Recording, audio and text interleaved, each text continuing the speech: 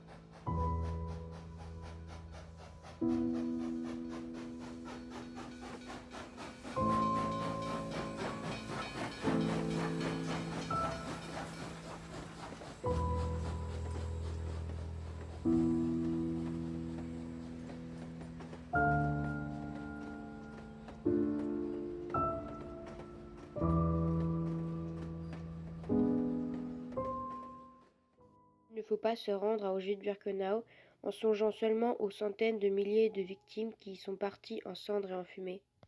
Ce serait encore entrer dans les comptes, les chiffres et les statistiques.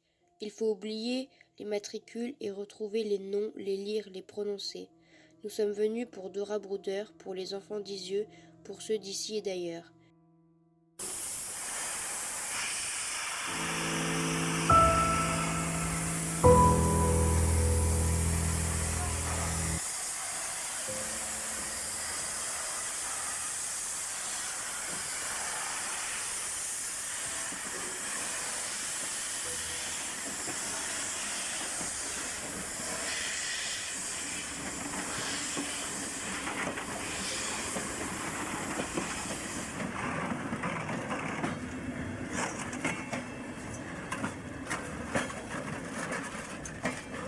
monte-charge était transporté à droite au rez-de-chaussée où était le four et le travail fait par le Sonderkommando.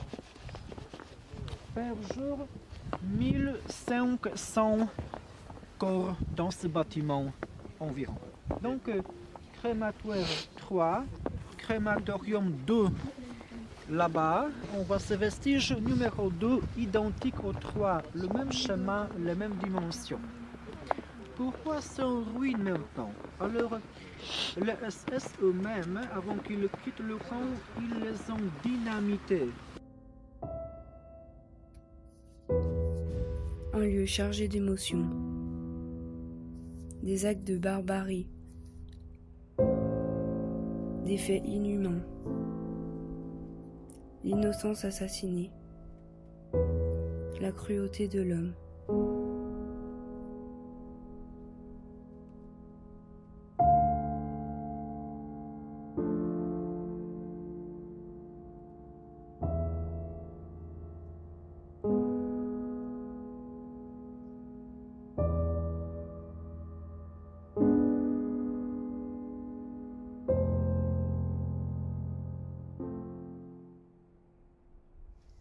Je me souviendrai toujours du moment où nous sommes entrés dans la salle où étaient exposés les cheveux des déportés ou même leurs chaussures, leurs habits et leurs objets.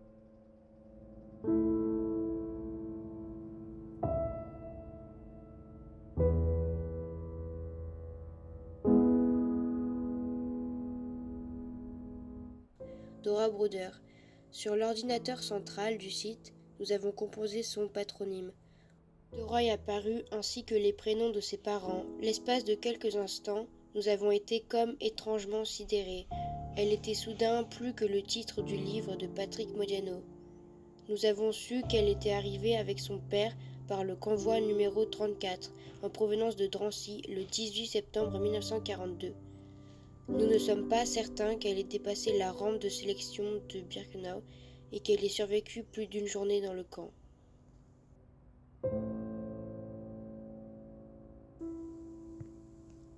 Camp de la mort, génocide, cimetière sans tombe, monstruosité, crime, haine.